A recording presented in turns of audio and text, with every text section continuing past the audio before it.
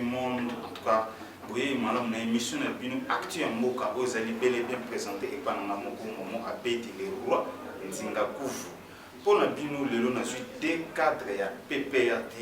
Et PPRD, le lot a continué en opposition, donc, parce que ça déjà, position na bango que ba commis déjà ba opposant na mboka na biso ya on ba quitté makambo belé notamment ndeko na biso Joseph Kabila a cité na makambo belé pourquoi pas to ya ko ba cadre ya PPRD ni balé ko bazali défendre tout meka ko solo la li solo ya mboka na biso na masolo so ko betama lelo na mboka na biso pona Joseph Kabila kabange bazali banani to zali na ndeko Aristote ngari mena ndeko papi Moussa da bango ndeko solo na bango na émission Yalelo après équipe technique et Simbamina les cordons les techniciens affaireux Obed du Londor l'homme métier l'homme vidéo tikana pesa non ba invité na ngai mbote avant to banda masolo Yalelo mbote bandeko mbote ndeko mbote boye malamu na siège ya PPRD vous allez siège national ya PPRD Simbatetela na Kinshasa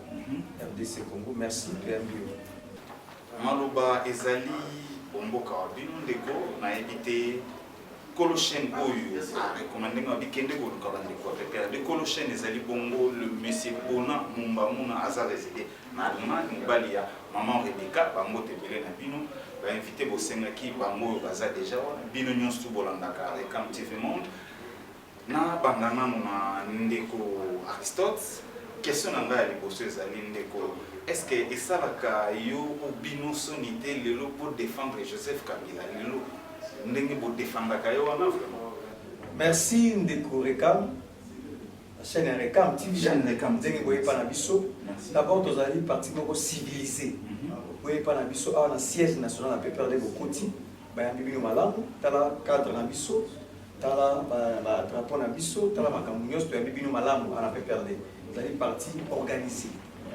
Yami Balé Ndeko, ils avaient fierté de défendre Joseph Kabila Kabange. Bah à qui Joseph Kabila Kabange? Makambo a sali pour la Congo. C'est pour défendre le peuple. C'est une fierté, c'est du patriotisme, c'est une conviction politique. Ndeko Joseph Kabila Kabange a eu pouvoir à l'âge de 29 ans. Congo, ils allaient qui coexister le coup là un seul État. Ils allaient qui presque émietté, divisé.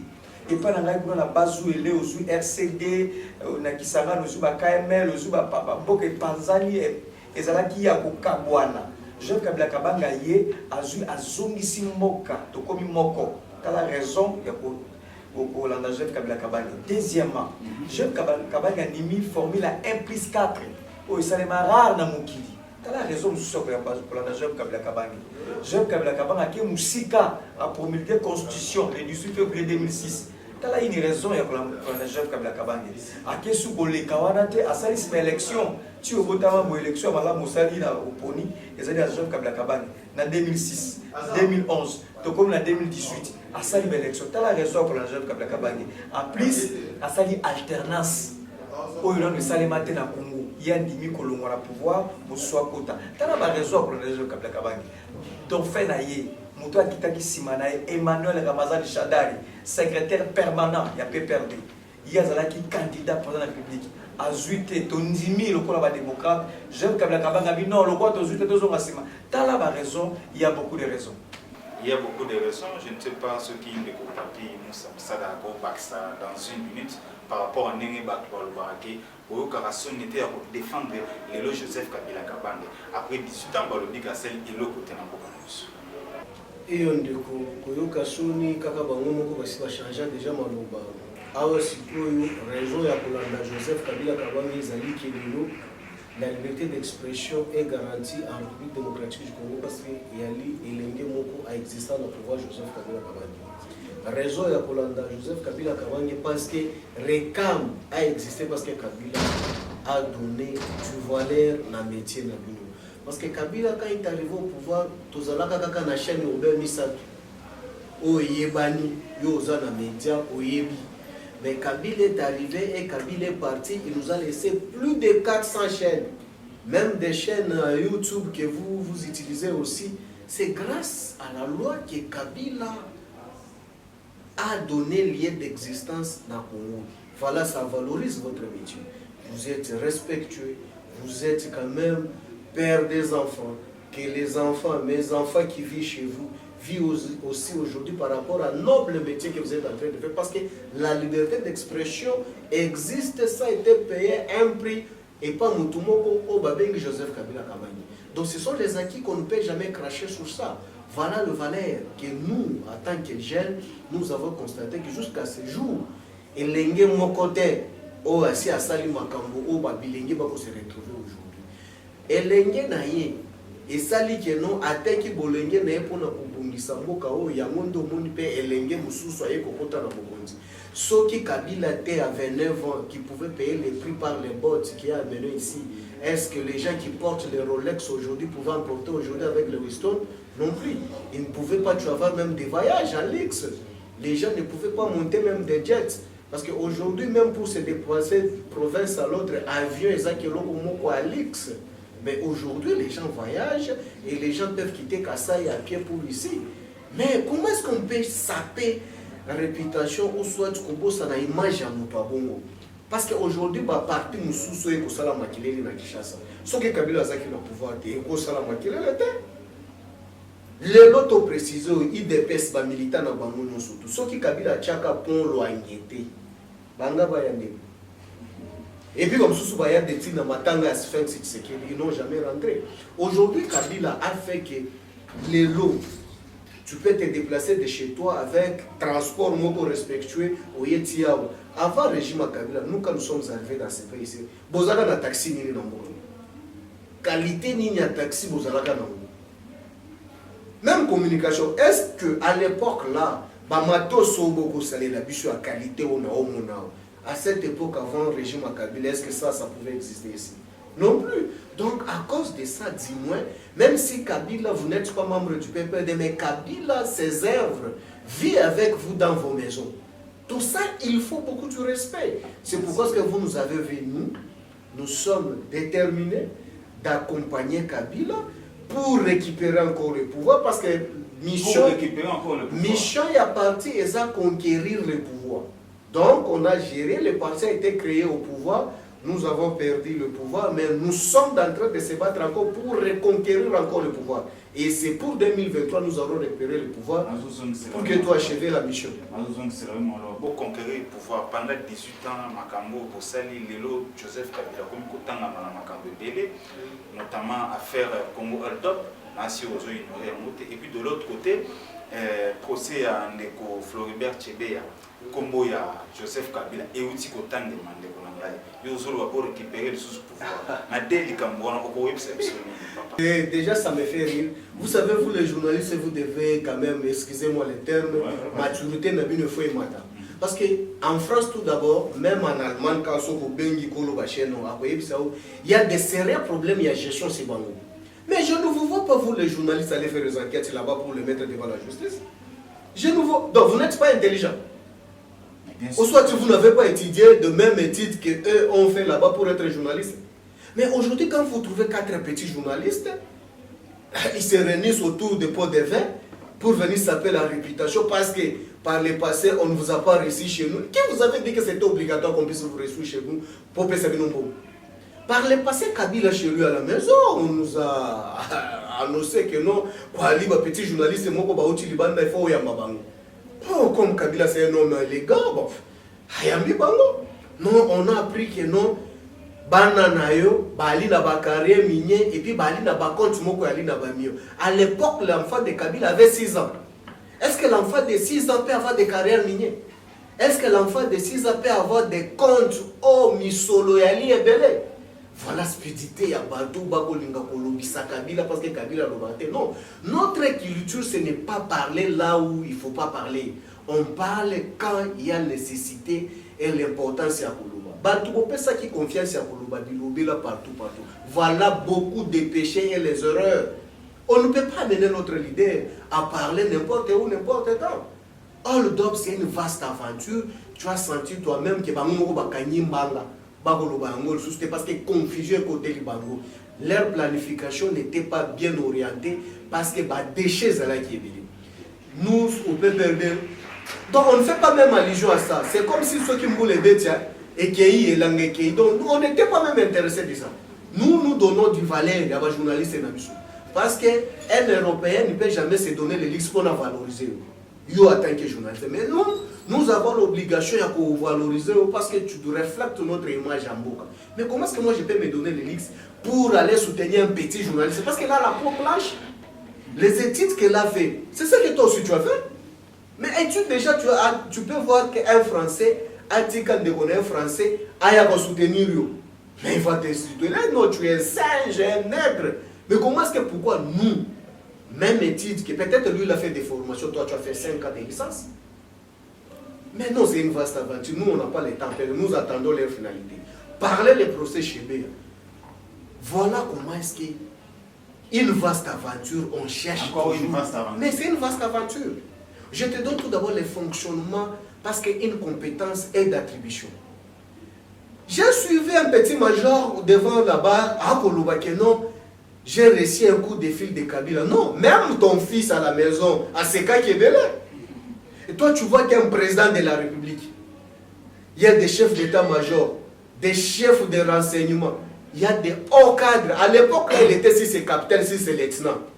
Mais un lieutenant d'exécution peut être en contact avec les chefs de l'État. Il occupait quelle fonction si importante où il y a cause en contact avec le chef de l'État. Et le chef de l'État, quelle a été l'instruction qu'il ne pouvait pas instruire à ses services plus séants ou au chef d'état-major ou au chef des services de renseignement militaire pour aller instruire un petit capitaine aujourd'hui major. Non, voilà comment est-ce qu'on est en train de mijoter quelque chose qui ne tient pas debout. Kabila fait peur à tout le monde parce que Kabila ne parle pas. Tu vois quand une personne ne parle pas, beaucoup de position n'a été. Mais on s'est habitué à bateau,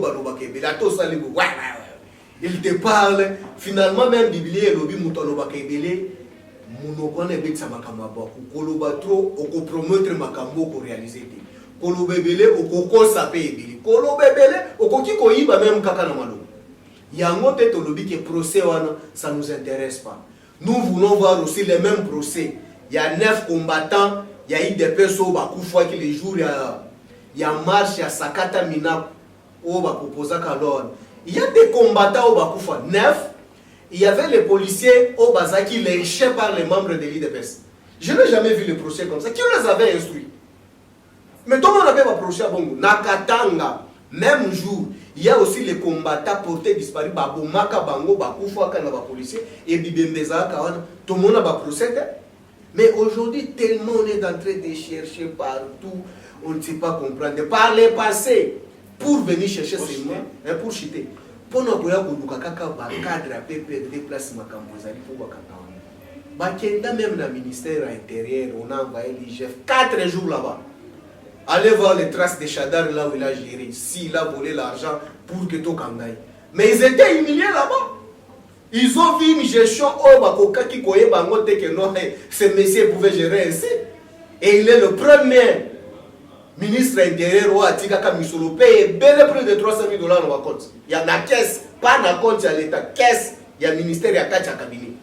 Mais aujourd'hui, on continue encore hold up.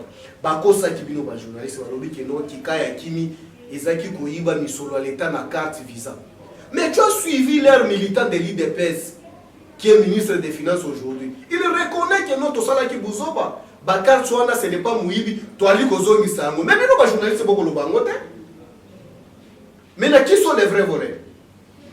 Tu vois que c'était que pour saper la réputation du PPRD, mais la maturité du PPRD, tout ce qui est barre très haut.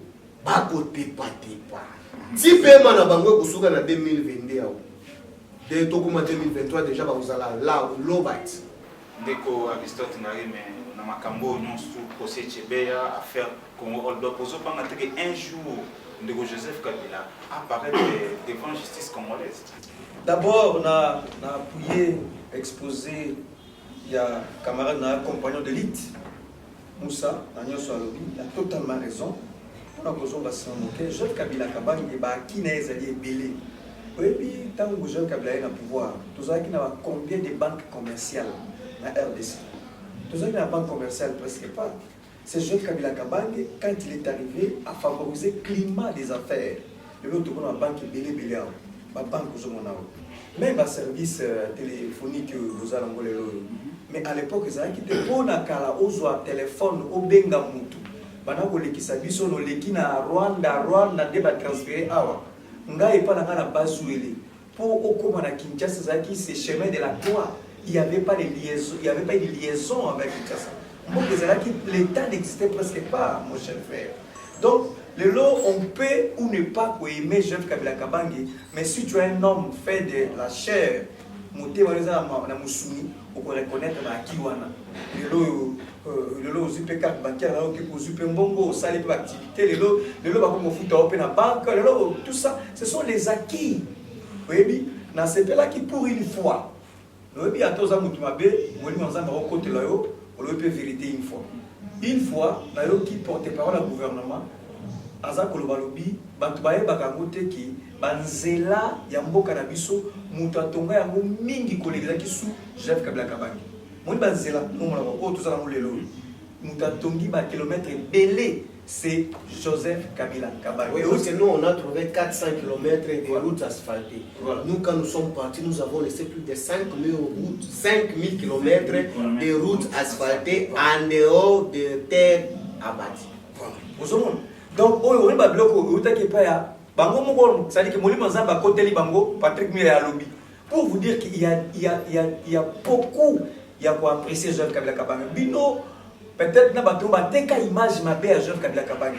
Or, actif, le paix que nous avons sur Joseph Kabila Kabange, on ne peut pas discuter. Donc, nous allons d'accord. Ce qu'on a il y a Congo Hold Up. On dit, et ça, le Kuta.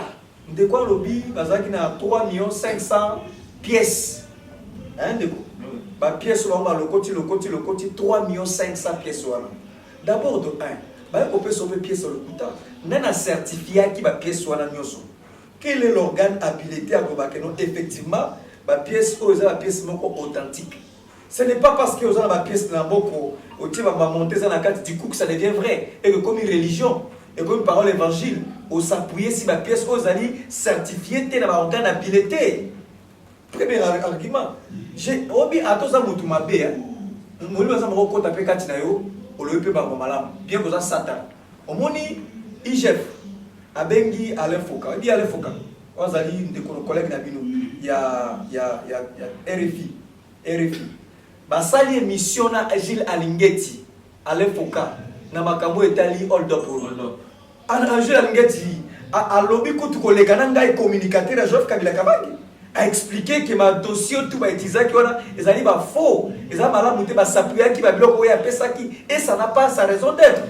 Donc si déjà Mouto Azali na axe du mal Moli Mazamba Koti et pas défendre Joseph Kabila Kabange en forcerie tout donc pour moi mon frère 3 500 000 dossiers ce n'est pas une blague. Et affaire Tchébéa. Donc affaire Tchébéa autant na combo ya Joseph Kabila. Affaire Tchébéa comme l'a dit mon compagnon d'élite.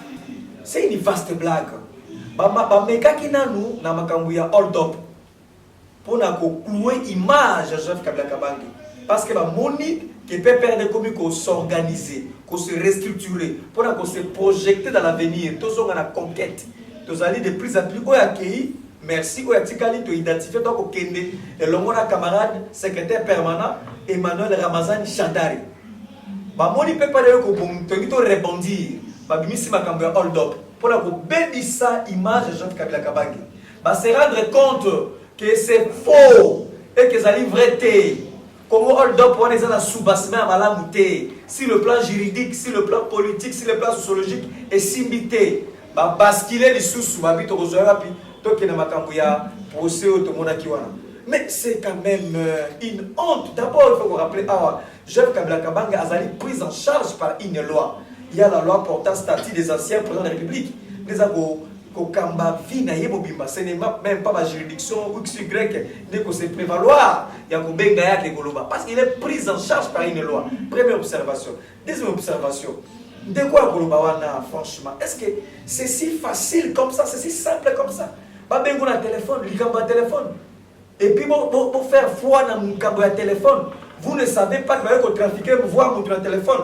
Vous ne savez pas qu'on fabriquer tel numéro dans le téléphone, donc vous allez doubler en gros, donc il y a des choses comme ça, scénario basali, mise en scène au basali, basali en malamouté. Et ça va faillir et bien pour la biso ezali complot moko basali pe bandaki na Congo hold up ba commission ngo na procès oyo pour na ko bebisa image ko bebisa ba actif oyo Joseph Kabila Kabange sali ba bebisa ba tuké il n'a pas servi la République. Or ce n'est pas ça, c'est un homme qui a consacré, comme l'a dit le compagnon de lutte ici, c'est un homme qui a consacré sa jeunesse. Vous avez vu Veneva et ça a joué mutazara dem sur la posa que des boîtes à que des stades à ça la folie mais à bino na Veneva na tiamo service ya mboka apesi mboka na constitution ba institution de Zaragoza ici de la démocratie pour une fois tozui pendant 5 ans ba kabosil 5 coups de Salema mais quand même alternance et salemi on peut l'aimer tout comme on ne peut pas l'aimer. Tout ce qu'on fait là est une manière d'occulter sa personne parce que bah, il doit rebondir. Le PPRD vivra et vivra encore. La PPRD se restructurer pour se reprojecter en 2023. Car on est comme conquérir le pouvoir. Nous allons conquérir le pouvoir. Nous allons reprendre le pouvoir. Nous allons rentrer là où nous étions. Nous sommes créés avec le pouvoir pour conquérir le pouvoir. Peut-être qu'on va récupérer le pouvoir. Le état des droits. État des droits, dossier dans les alliés, juste après question. Et le au salaire qui était tombé aux alliés dans le pouvoir. Nous pour récupérer le pouvoir au salaire. Et le au salaire. Tokoya pour continuer ma cambo au sur le salaki. Ya kotonga mboka. Tala le loyo. Bango leba tonga balabala ba combien d'opérations ko zipa ba tout. Tout ça normal. Balobi basali opération ko zipa ba tout la ville Kinshasa. Olebo tonga ba route moderne. Ba route moko moderne boko kite boyo zipa. Ta boko zipa tout quand est-ce pour ça ba route moko moderne. To continuer kotonga. To continuer le sous ko pesa liberté d'expression, la démocratie, ko garantir démocratie. Le lo so consolider ka pa ba bomba ke bakangio. Na éviter ceux qui barnabe bilingano asala kasuni ni ko na prison parce que ba tout oyo ba imaki mboko basila bimi. To éviter ceux qui ari magie asala kasuni ni ko na prison ba tout basila bimi. Jacques Ndala a kosa suni ko na prison ba tout basila bimi. Donc pour na biso to continuer ko tonga mboka ta ko zonga jusqu'à pouvoir. Merci de comparer ça mon mutuna de quoi le sota oya pe ko lobela yango na ngaki na yeba libération ya Vital Kamerhe et le pays pour faire qu'il y a ça là 18 ans mais tout le monde a moins de 2 ans Vital Kamerhe libéré libération liberté provisoire ndenge bango ba ekoloba kasi soki moto azwi liberté provisoire na Congo ya biso na tout le monde a été kazongi sur la prison les candidats bino ndeko comme ça. Bon, de toute façon, affaire Kamerhe, c'est non événement pour le PPRD parce que même quand on avait arrêté Kamerhe, c'était non événement pour nous. Parce que les traces ne trouvaient pas suffisamment que non Kamerhe, c'est lui qui a détourné cet argent. Parce que l'argent, c'était le projet 480 quelques millions de dollars, mais les procès, c'était pour 10% de cet argent. Mais les 90% restants, c'était parti. On n'a jamais su. Mais pourquoi est-ce que Batounion soit là tout bas s'embattre? Mais quand vous prenez une seule personne pour 10% de cet argent, on doit se casser la tête ou casser la dent parce qu'à côté qui a dit non. L'état des droits, il y a des coachilumbu, il y a l'état des droits, on a un étang des droits. Oui, étang des droits. Les ibaya droits. Donc moi qui m'oublions surtout à comme Pongo, à côté, à côté d'autres, au Mboto, Nini, donc tout ça est cause à la Babylone. Donc on comprend que nous avons étang des droits à Bachilo. Tu vois que les Chinois sont la troisième qualité. Donc, l'état des droits, ils sont les Chinois. Donc, ils sont les Chinois. À côté de Makala, comme ils sont les Chinois, ils sont les moi qui suis solo, je suis solo. Pour preuve, encore Ali Bolingo. Biso basata na tozaki te ba jelu na kana bango batumbi bapine baliami bango moko. Bana ndeko chilo mo bakio funde pa mama na ye. Yebisa mwana na yo ateki mbuka. Vous avez vu quand Kabila au salam. Non, nous ça ne nous intéresse pas. Je n'ai pas le temps à perdre sur ça. Kamerhe est dehors. Moi j'estime que non, il fallait qu'il y ait la Kala. Depuis Kala. Est-ce qu'il faut changer ma donnée? Il faut changer ma donnée na Kala, pas au PPRD. Na Kala, c'est tout à fait logique. parce que baza na bakor ya bango mibale fazonga la copte parce que okaki chef a confirmer ngoti porte parole na bango alobi ke non totindaki kuna umela te sipoki abongo na po aya kobandela masolo donc ala trop te ako remplacer citoyen mboso bien sama lukonde nda kokumbela masolo premier ministre kanga makambo na oloba na yo veka premier ministre na mboka oyo bamata bakita non va changer ce gouvernement va pas se fonctionner par rapport à là mais selon ndenge tango akangema ki eloba mabiki ya kipara susu poste mon côté fonction mon côté tika de bonangai on ça biloko alukuta et puis pour chiter de bonangai que Kabila c'est une valeur na être robini Kabila quand est arrivé dans ces pays ici n'avait pas trouvé même le budget. Kabila est arrivé dans ces pays ici on n'avait pas même la réserve d'échange. Kabila est arrivé dans ces pays ici on avait 14 milliards il y a Nyongwa Libanda auto foot avec musique. Mais aujourd'hui depuis que l'ange et Azan à pouvoir de Bochilongo, nous avons déjà plus de 5 milliards il y a Nyongwa Libanda auto ya foot sur la 2023. De éviter ceux qui avancent 600 mandats au box ça combien. Communication et Zalakate. Dans ces pays ici, nous avons vécu des choses impossibles qui n'existaient pas. Aujourd'hui même le transport urbain au Transco. C'est Kabila. Avion, c'est Kabila. Mais vous nous avez loué l'avion, il y a Matouboya qui n'a pas. Mais aujourd'hui, tu continues à croire Bino.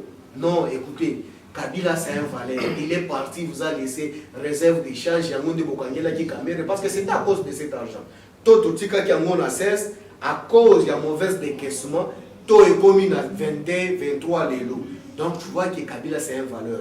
Pour ne pas vous prendre beaucoup de temps, à la prochaine, on va développer, vous présenter les bilans réalisés de Joseph Kabila pour que même régime ait vivre. Parce que même régime ne peut pas vivre. Ne peut pas vivre. Aboti et l'autre Aboti ni. Kabila est arrivé, toutes les institutions étaient déstabilisées.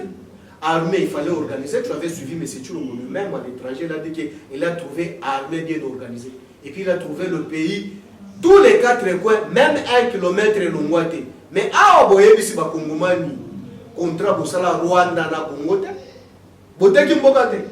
Boye, si ba Bugande, bae na Kongomani, boko na Kisabango, ba contrat, bote kimbokate.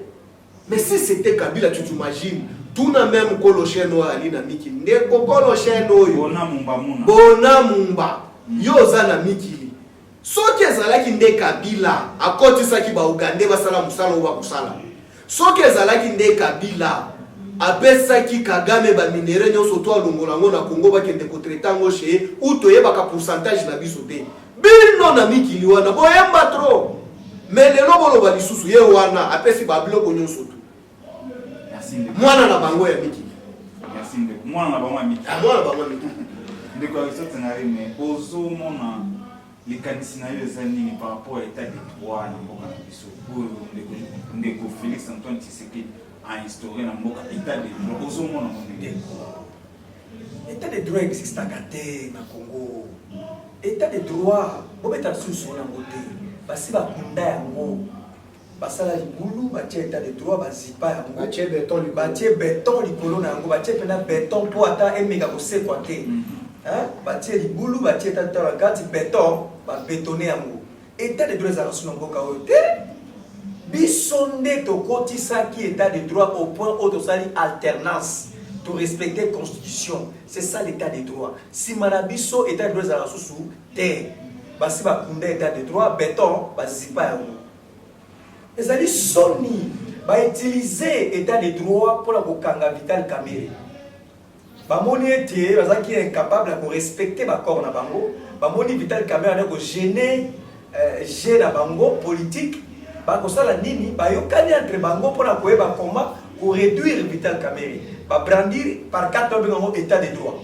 État de droit Kamere soko tout monde état de droit. Tata Tokani Kamere état de droit Kamere. Or, c'est la vérité qui s'est manifestée avec le temps. Et on s'est rendu compte que Kamere azana elibanda. On n'a rien contre lui. Sauf que dans la chambre, on a vu comment on a photo. Azanaga, ancien secrétaire général, il y a peu perdu. Sauf au moins, photo d'un tiré.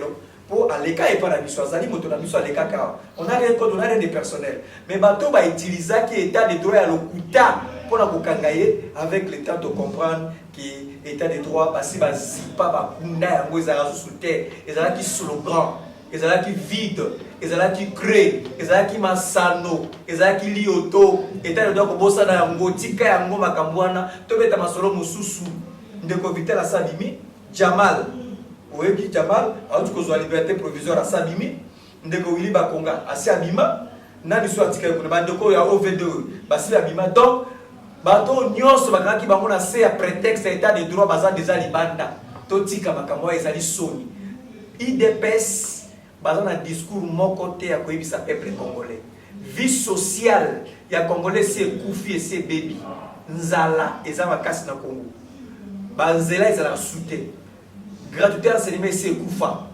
batonga sous Congo te ba fonctionnaire ba grève eleki mboke c'est baby franc congolais comme sous ko beba dépréciation franc congolais na 1,3%.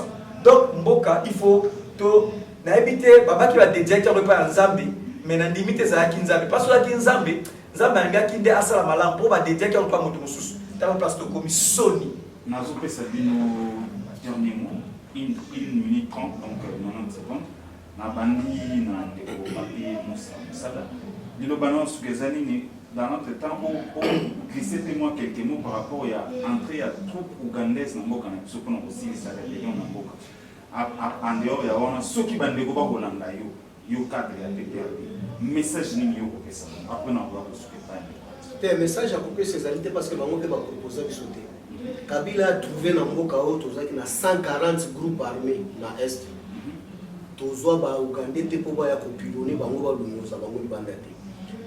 Ici pour le moment ndeko Chilombo ali kaka na des groupes papa o ya ba milice ba kotumante yango ndefo ko kende kozwa Uganda ko signer ce contrat à Tonga 280 km na kati ya Congo côté kuna Rwanda a extraire na kaba minéraux na biso akende nango et puis les sites en question place ba ko extraire ba minéraux na biso ce sont des militaires rwandais qui gèrent qui gardent qui fait tout mais vous voulez que je contribue quoi?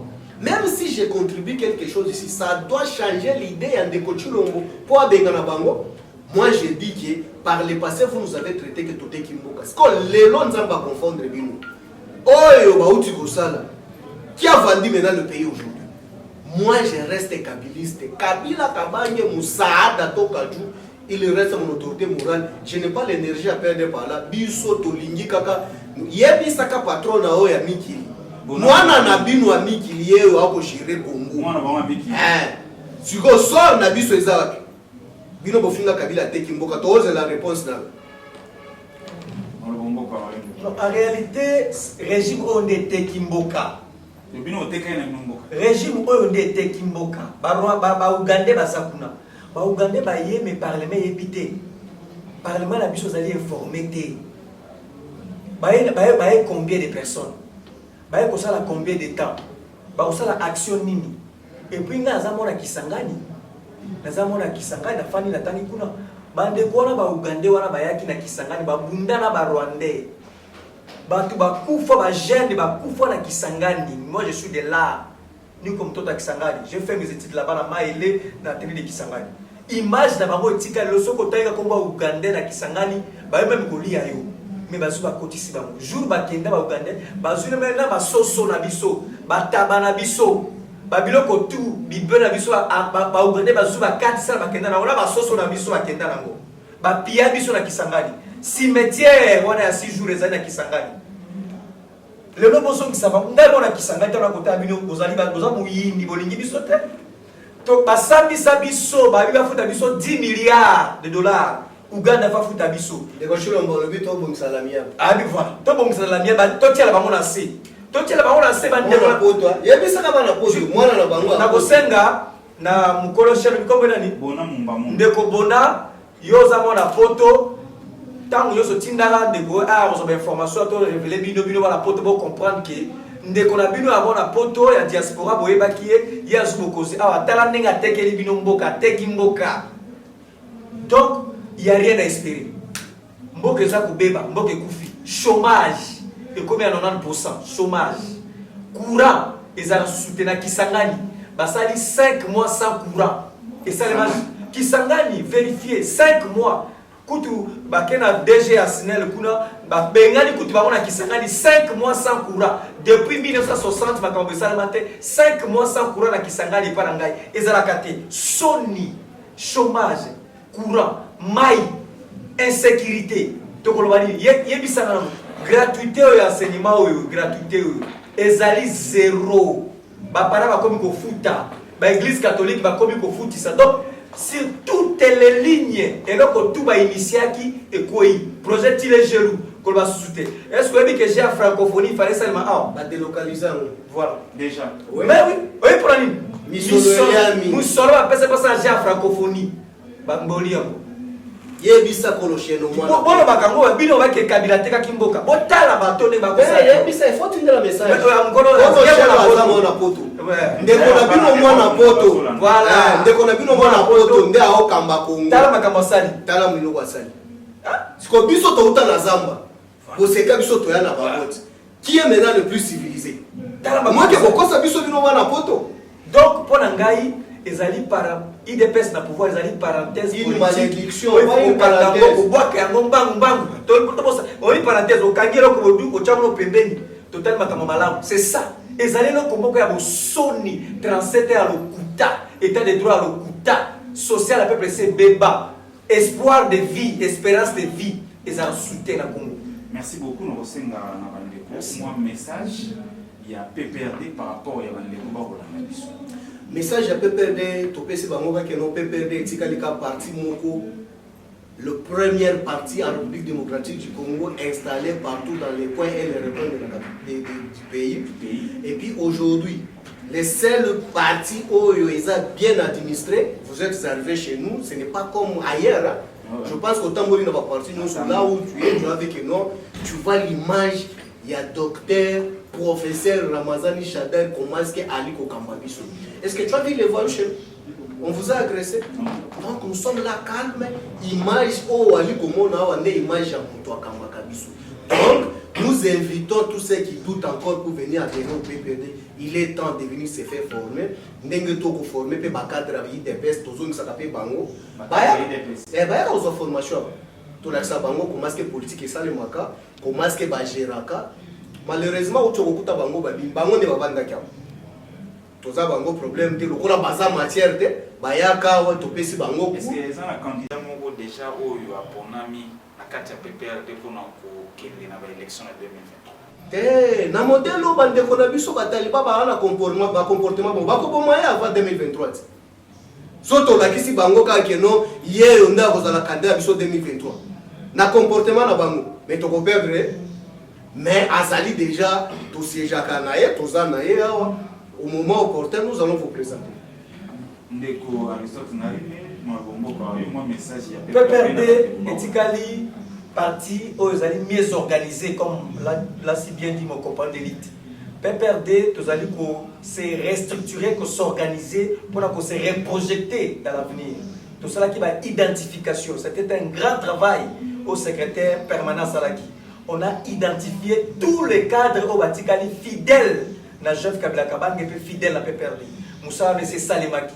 Et puis donc, on continue à animer la fédération, la structure, tout. Il y a PPRD, nous allons revoir, comment s'organiser pour reconquérir le pouvoir. Kassi, nous allons prêter dans l'élection, il y a Denis Kadima, nous allons conseiller en matière électorale à Félix Tshisekedi. Nous allons prêter aussi longtemps, Tomoni Polelete, Namakambuya Seni Oyo. Aussi longtemps, consensus et zoamité. Aussi longtemps, Toyoka, Tomoni, ma ligne, les alliés définis, ma lamouté, Tozako, ma mouton de panure jeteur. Non, Denis Kadima, c'est clairement connu. Azali militaire IDPS, Azali qui puisse en Afrique du Sud. Bazoli Bissoye Mathieu, qu'on a pu déclarer candidat à Bango, à député. Oh, nous ne sommes pas prêts avec cette scène-là. C'est l'inégalisation et à l'ibissoté, Toligny à côté.